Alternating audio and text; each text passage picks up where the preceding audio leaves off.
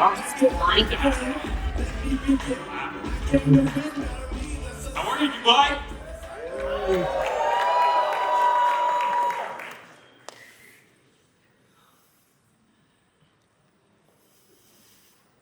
It's so amazing to be here today. Zach, I met you a couple times before in Dubai, and this has been few months, and we have seen so impressive progress with World Liberty Financial and with like all the project we're doing here. Congratulations, actually. And I just want to say we have went through the amazing journey. And what's the next? Yeah, first of all, I just got to thank you for the support, Justin. Tron is just an incredible technology, and we're lucky to be partners with you and a bunch of other cool projects like yourself. But you've been a leading force in our space, and we thank you for that. Totally.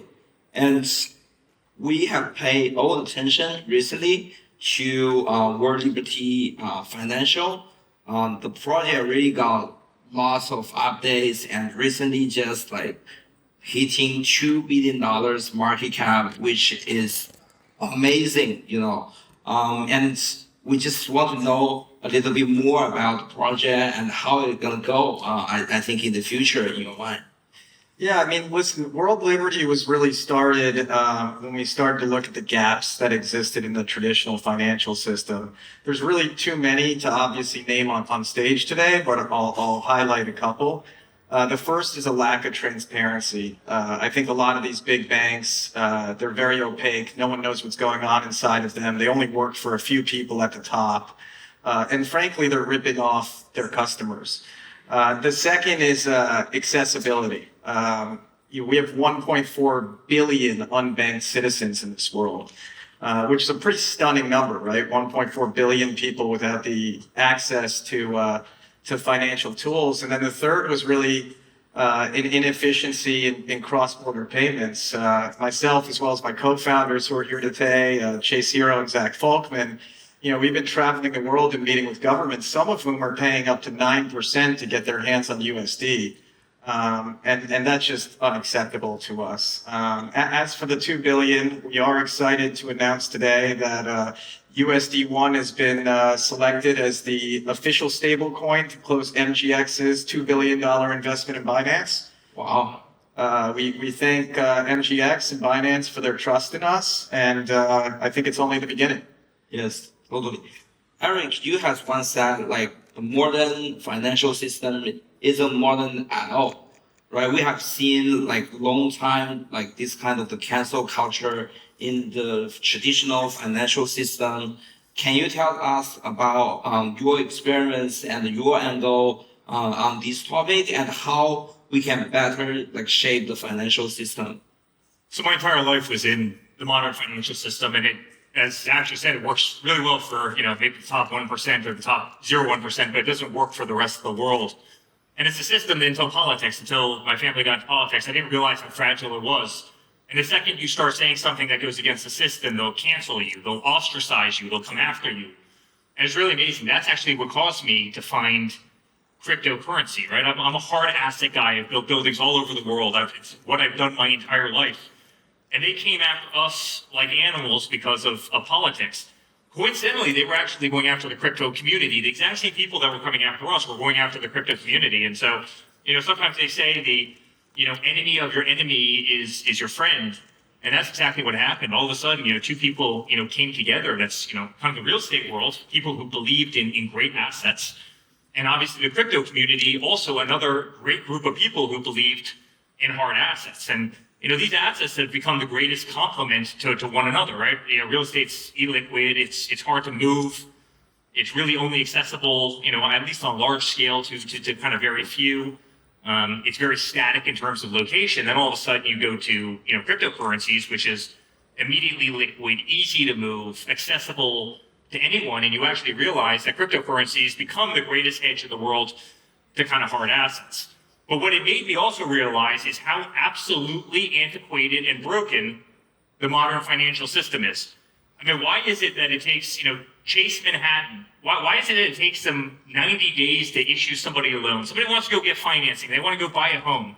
And this is true of banks all over the world. Why is it that it takes 90 or 120 days to go get a loan from a financial institution that you've spent 25 years banking with, right? They're doing paper forms, know your customers, right? They've got the most beautiful logo on these buildings all around the world that are looking over the streets, right? And what are they doing? They're pushing paper forms out there, things that could be done on blockchain instantaneously, things that could be done cheaper, faster, more, efficiently, using modern finance. Every single week, I'm chasing a wire transfer. The SWIFT system is broken and it's going to be replaced by cryptocurrency. But why is it a Friday afternoon at 4 o'clock in the US somewhere, I'm waiting for a SWIFT wire transfer to come in when, right now anybody could move, Bitcoin or USD1 or any other, kind of form of currency across the world in a matter of seconds. Again, cheaper, faster, and more transparently. Guys, our system is broken. Modern finance is absolutely broken. And so when the banks came after our family, I'll never forget it. We became the most canceled people in the world, all because, we're associated with politics in the United States. And honestly, I really do believe that cryptocurrency, and certainly our venture into cryptocurrency, is going to make the big banks regret that. And I believe that the crypto world is going to take over those big banks. I think it's going to leave them in the dust. And I think it's going to change our modern financial system.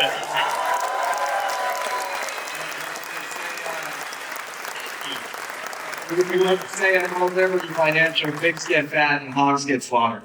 Yes. World Liberty Financial is definitely, I think, one of the great examples, right? We can use World Liberty Financial to shape the world and really change the financial system. And we're going to leave them in the dust, right? Like, if they didn't join us sooner or later, right? That's right. They can either, listen, I think they have two choices, right? They can either turn their big container ships around, which, might take them some time, or they can get left behind in the dust like you're talking about. I think time will tell, which choice they make, but hopefully they're on the right side of history. Definitely. I think it's actually almost hard for them to turn their container ship around because their entire business model, right? They're so antiquated and they're so big, to Zach's point, but their entire business model is to run arbitrage on fees that become redundant in kind of a crypto environment. I mean, try and send money from New York City to Abu Dhabi, right? If you're a U.S. citizen, what bank branch do you find in Abu Dhabi that you can send the money? And then, what's the currency conversion rate between the U.S. dollar, and here? And do you trust the person on the other side? And can you communicate with that person efficiently? And how slow is the SWIFT transfer system going to be? And how many fees are going to be taken by the issuing bank and by the receiving bank and by the currency conversion and whoever processes the technology? And what crypto does, it actually makes that whole process kind of redundant, right? And that's why I kind of really believe that if the banks don't embrace this, if they don't buy into it, if they don't embrace crypto right now, they're just going to be extinct because you're actually eliminating their function. It's almost like old school film in a camera. I mean, in the digital age, you just no longer need it, so it stops being used. And I think that's what's going to happen to a lot of big financial institutions. They're literally just going to stop being used because the system that they're implementing is slower, more costly, and obviously not innovative. Frankly, it hasn't changed since, the 1970s? Yes. Small updates, but I mean, crypto, in terms of the technology, is advancing 100 times as fast as these big banks. They can't keep up with the people in this room. So there's nothing that would actually bring me more joy to see some of those banks that came after us so viciously and came after so many other people, many of the people in this room so viciously, kind of fall to the very people that they came after.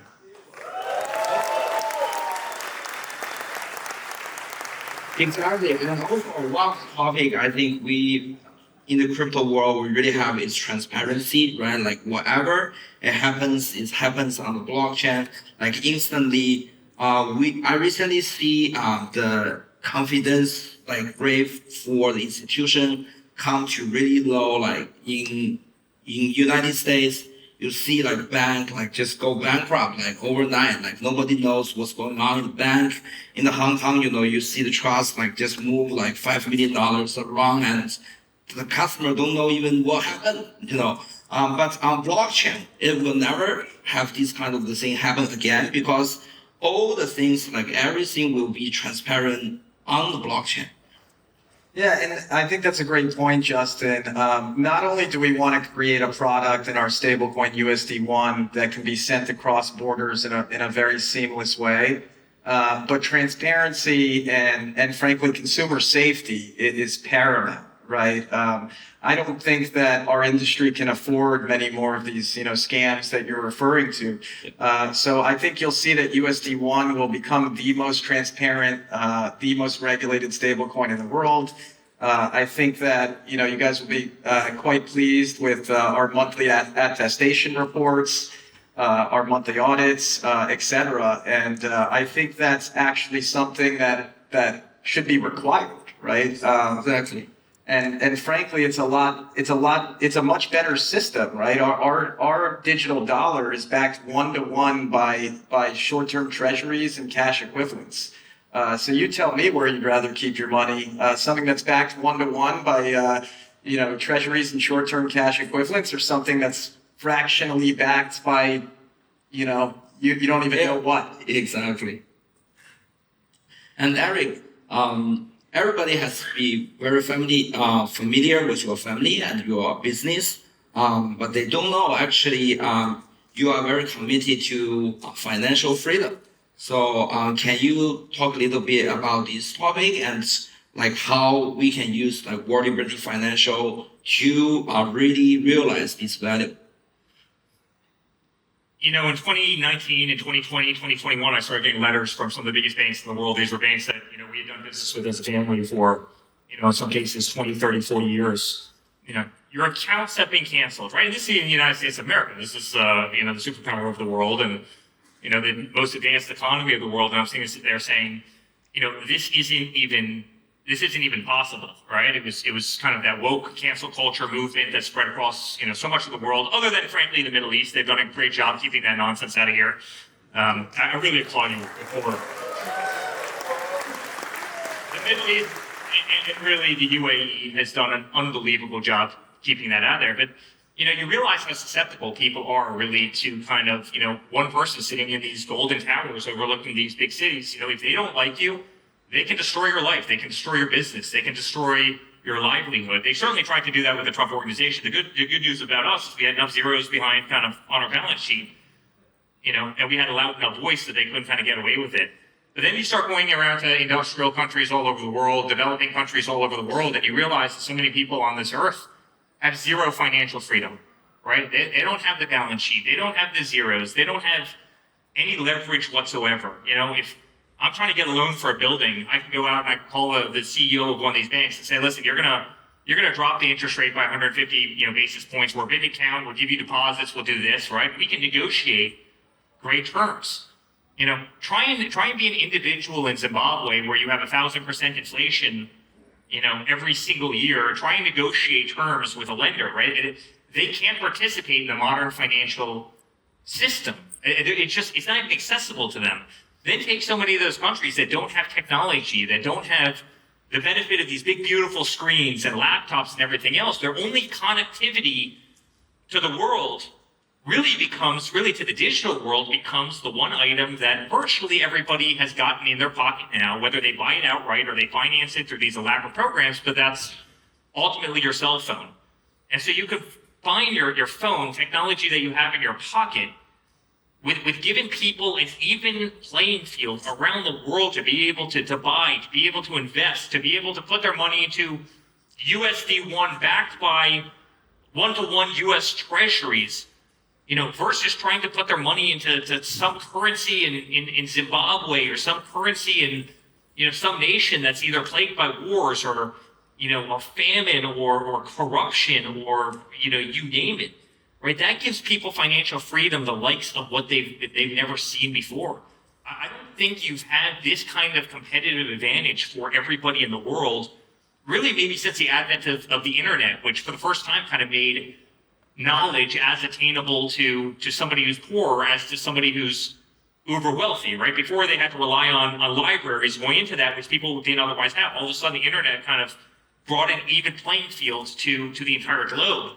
What crypto really does is bring an even playing field to the globe. If you don't have access to Jamie Dimon, if you don't have access to the biggest financial institutions, congratulations, you have your phone and you can invest in Justin. And that might be investing in Justin for $10 or $100 or $1,000 or $1 million or $100 million. You can buy USD1, and so you're no longer at the mercy of a government that you might not trust or a currency you might not trust. And that's a beautiful thing for humanity, and that's why we're so incredibly proud of USD1 and what we're doing. And let me just say one other thing. The U.S. currency, like it or not, because there's so many international people in this room, it is really revered. It's what people want all around the world. You go to South America, guess what they want? Guess what they trade in? They trade in the U.S. dollar. If you go to so many places in Asia, guess what they want? They want the U.S. dollar. In fact, you have so many countries around the world that will do anything possible to make sure that people can't abandon their own country's currencies, because they know that kind of the plight will be to the U.S. dollar because it's safer, it's more stable, it's more accessible, it's more tradable. And so to take that format and digitize it and really bring it around the world and make it incredibly safe, I mean, the explosive growth that we're seeing at WLF is exactly that model. But again, it gives so many people financial freedom that they could have never comprehended before. And that's why this project has the legs. That's why everybody's talking about world liberty. That's why everybody's talking about USD1. Yes, totally. I think it really echoes like our value when I first created Tron, create the crypto ecosystem. We are here for the financial freedom. It's not here for the money, right? Because for most of the big banks, they decided to not onboard those customers because they feel like there's no profit to be made on those customers. They are not like thinking we need to bring like 7 billion people on earth into the crypto ecosystem, into the financial freedom. And for myself, I'm really honored we can collaborate with USD1 on launching this stablecoin to further make this available to 7 billion people on earth. Yeah, and I guess you just let it slip, but it's a good time for another announcement that we will be natively integrating USD1 on Tron. We're very excited about that. We should be minting, in the hundreds of millions of dollars to start, and I expect it to reach many billions of market cap very shortly. But we're just incredibly grateful for your support. I touched on it earlier, but it's 1.4 billion unbanked citizens globally. And that's just what they report on, right? I'm sure there's many others in that category that are what we call underbanked. And our goal at World Liberty is really to democratize, access to the financial system and really bridge DeFi with traditional finance. I think we'll wake up in a world in 4 or 5 years where the two things will kind of just merge, right? I think that you'll see DeFi and traditional finance just sort of come together in a way that they can't ever really be untwined again. Exactly. And also, for this question for Zach, I think United States, under the new administration, has doing everything they can to make crypto be very competitive and a great environment for the crypto industry. What do you think they should do more? And with the help of World Liberty Financial to really shape the future for United States here. Yeah, Eric touched on it earlier. I think we really need to take a page out of His Highness's and the Emirates book. They are just an amazing example of how you can lead with innovation while also maintaining your family values, your cultural values. It's really just, everyone here knows, you guys have been here all week. This is just one incredible country. One of the most innovative, if not the most innovative country on planet Earth today. So I think it starts with really taking a page out of the book of those who have done it very successfully, which of course starts with United Arab Emirates. And listen, I think it's, a matter of, you got to move very fast. You got to make quick decisions, which they're able to do here. But you also have to protect the consumer in a reasonable way that doesn't stifle innovation. And so I think if we can do those things, the sky is the limit. I think that's really it. That's definitely. This question is for Eric. You have been in Dubai for so many times, and I think you have seen these cities grow from like zero to what we have today. And for myself, actually, when I first attend Token 2049, it's not like this scale, right? But today we have seen like so many people come here. It's become like one of the center of the crypto hub. And what's your opinion on that? Yeah. So I've been very fortunate to be coming to Dubai and Abu Dhabi and the UAE for 20 years. I think my first trip over here was in 2006. So I saw it before the city became this, always looking at real estate. I started working here in 2011, 2012, built an unbelievable golf course, which has become one of the most popular. We just announced Trucker National Hotel right on Sheikh Zayed 2 nights ago. It's going to be one of those beautiful buildings in the city. And I always say that the rest of the world has to be careful of the UAE for one reason. They always arrive at the word yes, which is a beautiful thing, and they do it quickly, right? I mean, I can't tell you guys, I work all over the world. Europe has become a lost cause. It really has. That hurts my feelings to say, but they are impossible to deal with, and it is impossible to get them to the word yes. If I'm building a great golf course somewhere,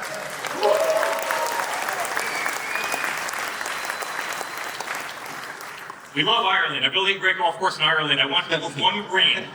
And there was a microscopic snail, I kid you not, they put us through hell for 7 years, hundreds of thousands, if not millions of dollars. I want to move 1 green over.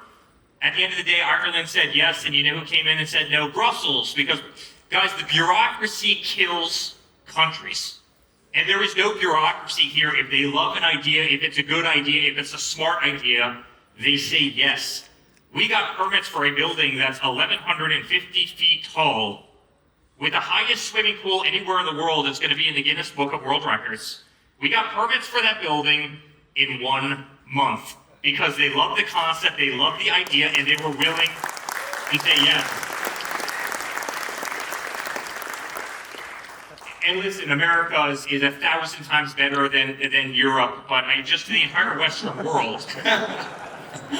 And by the way, my mom's European. It like hurts my feelings to say that, right? Like I don't want a dog on it, but literally they're impossible. And one of the things over here, the country also looks forward, right? It's so oftentimes I'm traveling around the world, and 1159 BC, this happened on this very site. It's like you come over to the UAE, you come over to Abu Dhabi, and the leaders are saying, this is what I want to be in 30 years, not what we were 2,000 years ago. And I think that's really beautiful. And I think it fits in so well with this crypto conversation because all of us are looking ahead.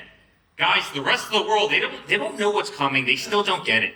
I have a friend who runs a big bank in Connecticut, and like a year ago, he looks at me, he goes, cryptocurrency, that's funny money. It's all funny money. Bitcoin's funny money. Stablecoins is funny money. And then a couple weeks ago, he came up to me. It was one of my best friends, Jeff. He came up to me. He goes, hey, how do I invest in cryptocurrency? I really want to get involved in World Liberty Financial. I really want to get involved with Bitcoin. I really want to get involved in the crypto world. And he was telling me a year ago to invest in treasuries and fixed income. And by the way, these are brilliant people. These are people we are in the dial-up days of the crypto revolution right now, guys. And the people who are going to make it big are the people who are seeing it today, not the people who see it in 5 years when half the explosive growth has happened, right? Abu Dhabi, Dubai, they're seeing it today. They're seeing what the future is. The United States, because we finally have a good leader, which we didn't have over the last 4 years, but the United States is seeing that the financial world has to progress. I mean, guys, it's a joke. Why do banks run 9 to 5 Monday through Friday with an hour and a half lunch break? Right? I mean, it doesn't make sense. Why is every single big banking building filled with thousands of people who are literally taking out trash, filling refrigerators with bottles of water? Like, why are those people necessary, in a modern world which can work 24 hours a day, 7 days a week, and do so faster and cheaper for the end consumer, right? And that's what we're realizing in the United States. That's what's being pushed in the United States. That's what's being pushed in the UAE by people who can see that the old financial system is broken and it has to be fixed. Go try and fix this problem in France. God bless, everybody loves it, right? But go try and fix this in societies which always have the aversion to the word, no. They don't want to get to the yes, and if they get to the yes, it takes way too long. And I'm telling you, the countries that can move quickly, the countries that are nimble, and the countries that have some foresight are going to win this race. And the Gulf is one of those areas of the world, specifically right here. And America is the other part of the world. And together, I really believe we're going to win the crypto revolution.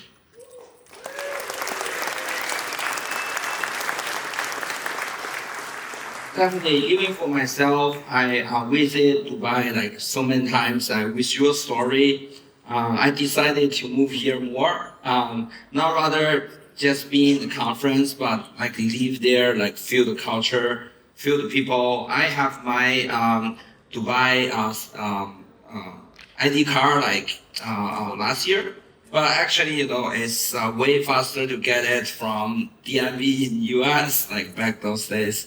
And also, I'm totally on board. I want to visit the United States in May and to really see the huge difference that happened like 100 days after the new administration take over, and it's really changed US in a good way.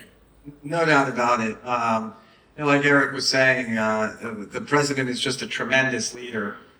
And when you have good leadership, good things happen. And that's why this country is what it is. That's why the UAE is one of the most successful countries on the planet right now. They have tremendous, tremendous leadership here.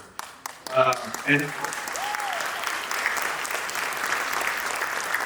we have some of the happiest citizens in the world. You walk the streets here and you talk to anyone who lives here, they don't want to leave. You talk to people who have moved here from other places, and they tell me, I can't get my wife to leave and go on vacation. She loves it here so much. And the reason is really leadership, right? And they're leading the way on crypto. They're leading the way on AI. They're leading the way on robotics. I think USD1 is going to play a very critical part of this new digital world that we're moving into. Definitely. So to wrap this up, this for Zach first and then Eric. What do you have other ideas want to share with the audience and for cryptocurrency and for the financial freedom? Yeah, listen, I think we have a lot on the way at World Liberty, so stay tuned. We're working on, a lot of different DeFi integrations right now. We do aim to be the preferred stablecoin in the DeFi and the CeFi ecosystem. But we're also working really hard, myself, my co-founders, Zach and Chase, that I mentioned before, Eric and his brother.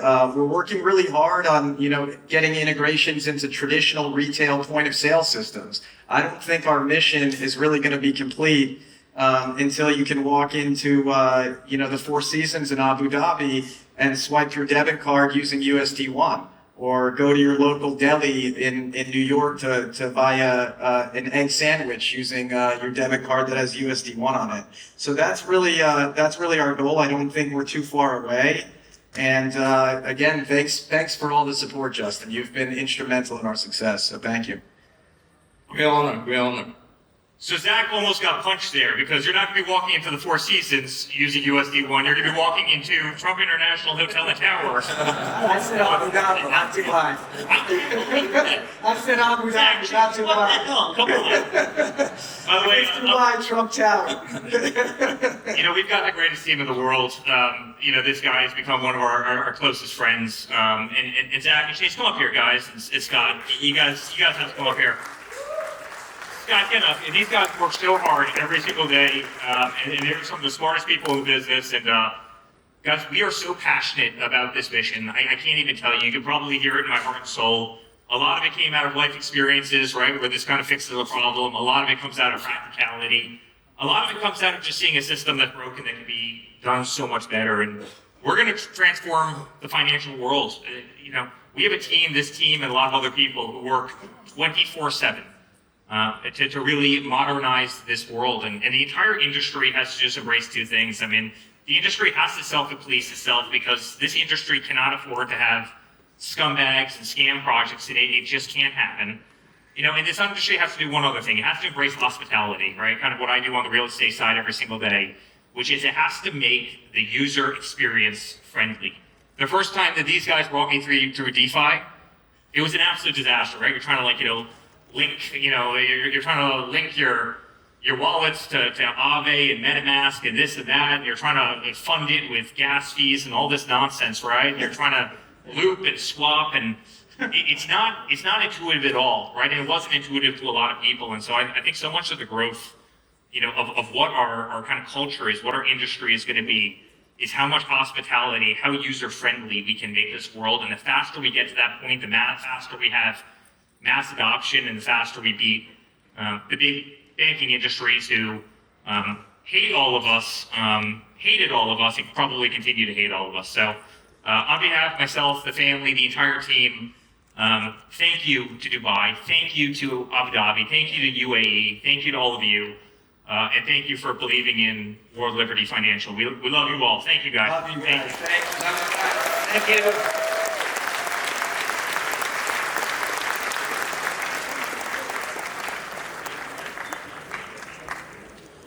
All right, thank you very much. Absolutely magnificent. Look at the love up here. We love it. Fantastic. Thank you so much to Justin Sun, Zach Witkoff, and of course, Eric.